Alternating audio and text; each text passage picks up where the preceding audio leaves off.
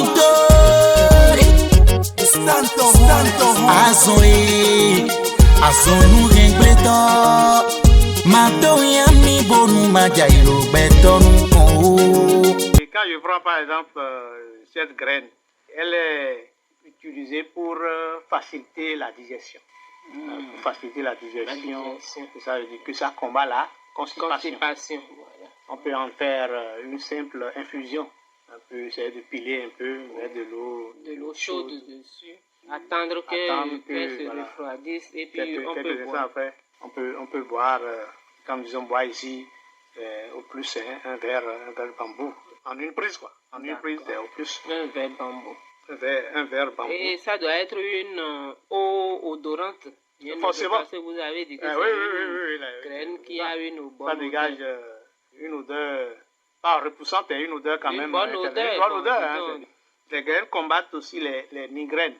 Les migraines, quand vous les pilez, avec un peu d'eau, on en fait une pâte. On peut... on fait cataplasme au niveau du front, voilà. Ou bien l'endroit, puisque la migraine est souvent localisée à un endroit. Voilà, on localise l'endroit, on en fait un cataplasme. Et on peut même bander ça au besoin, ça dépend de la partie de pour permettre à la substance de bien pénétrer. Absolument. Pour soulager malade. Et la graine est aphrodisiaque aussi. Ah bon? Elle est aphrodisiaque et tonique, mais on ne l'utilise pas seul. Ce n'est pas bon de l'utiliser, de consommer ça à forte dose. Les graines sont utilisées, si on veut consommer, il faut l'utiliser à dose modérée. On peut l'associer à d'autres plantes aphrodisiaques. Comme par exemple notre dacplatin. Les racines de dacplatin, vous savez, c'est aphrodisiaque. Vous pouvez l'associer par exemple du gingembre. Du gingembre, c'est aphrodisiaque. Oui. Le souchet, fio. Voilà. C'est aphrodisiaque, aussi, ça, oui. on peut l'associer. Cette graine participe à la consolidation osseuse. L'os, parce que c'est une graine qui renferme beaucoup de calcium. Comment l'utilise-t-on à ce niveau? C'est toujours le même schéma. Oui. L'infusion ou décoction. D'accord. Seulement que pour faire l'infusion ou la décoction, il faut prendre soin de piler un peu. Ça permet quand même d'extraire correctement les principes actifs contenus dans ces graines. Ces graines sont utilisées aussi pour renforcer les produits antibiotiques. Lorsqu'on vous conseille un produit antibiotique, vous pouvez toujours utiliser ces graines pour les renforcer. Complément quoi. En complément. Voilà. Vous savez que chez nous, nous avons, dans notre jardin, il y a beaucoup d'antibiotiques. Bien sûr. Le chayo, le wonton zonzon. Vous savez, tout ça là, c'est des antibiotiques. Donc, on peut toujours associer les graines de sasalicon là à ces plantes. Voilà. Vous avez parlé de renforcer les os.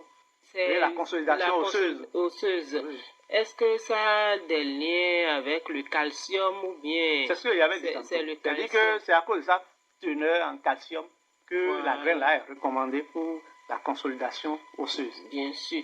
Donc, à quel moment je peux l'utiliser? Si je suis malade, on me dit... Vous prescrivez par exemple du calcium. Du calcium, ça veut dire que ça ne veut pas dire que vous n'avez pas acheté ce qu'on vous a prescrit, mais toujours pour renforcer, pour faciliter le traitement, vous pouvez parallèlement faire l'infusion de quelques graines de sasalicon et voir de temps à autre, toujours pour accompagner le traitement. Vous voyez par exemple des gens qui ont des problèmes de fracture, ils ont besoin de beaucoup de calcium quand même pour que les os se rétablir. Ils peuvent aller dans ce sens. Quand je prends par exemple la coquille de la sèche, houdé, vous savez que c'est. Voilà, c'est comme ça on l'appelle, houdé. Houdé là, oui, c'est un animal marin, aquatique. Et quand l'animal meurt, vous voyez la mer, avec le mouvement de la mer, ça rejette les coquilles que nous on voit à la plage. C'est ça qui est houdé là, très riche en calcium. Vous voyez, ces différents produits peuvent être associés pour la consolidation osseuse. Vous prenez par exemple les graines, elles sont aussi utilisées pour assurer un bon renouvellement cellulaire. On peut dire un anti-vieillissement, quelque chose comme ça, un antioxydant. Un antioxydant. Voilà, c'est un antioxydant à cause de sa teneur en zinc.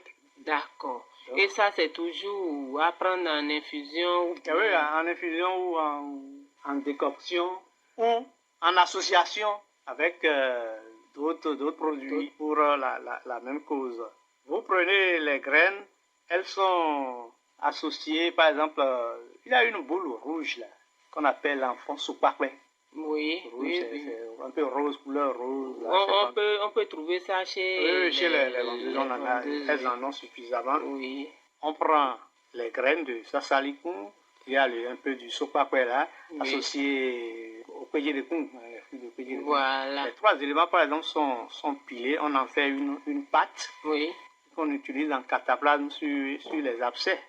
Quand il y a des abcès, on peut ça facilite, c'est dit. On mélange ces 3 produits avec un peu d'eau pour faire un cataplasme sur les abcès.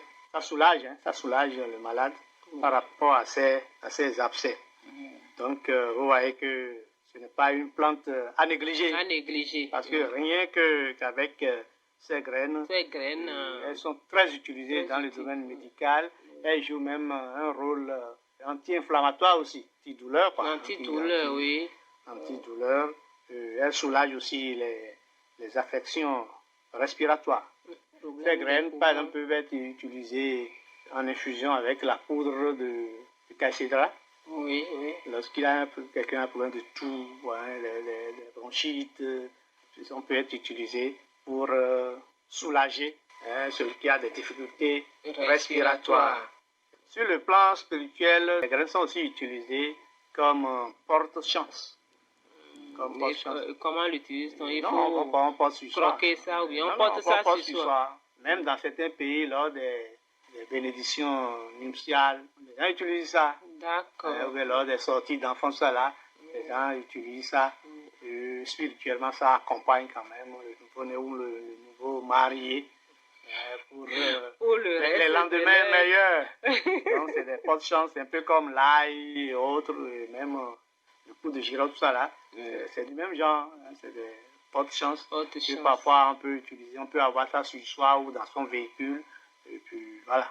Merci beaucoup, monsieur Alain Aimé Agbouma Henan.